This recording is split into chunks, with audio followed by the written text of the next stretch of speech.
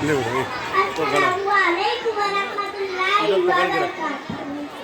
ले इधर किसको हमारी दरसगाह में ये जो उस्ताद होते हैं, हकीकत में यही तो कौम हाथ की मार रहा बुनियाद रहा होते हैं।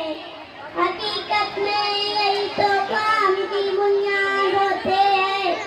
सुने हैं रुदाद हम जब भी किसी की कामयाबी की, हर एक रुदाद में ये हमारे सदे रुदाद होते हैं। यही रखते हैं शेर इल्म की अल्लाह को रोशन, हमें मंजिल पर पहुंचा के ये कितने शाद होते हैं।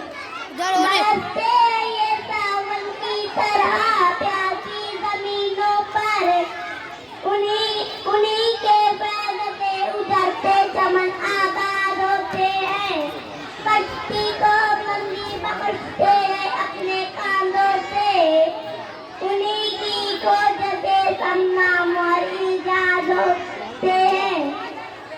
जो करते हैं अदब उस्ताद का, पाते हैं वो रफ़त, जो उनके बेअदब होते हैं वही बर्बाद होते हैं।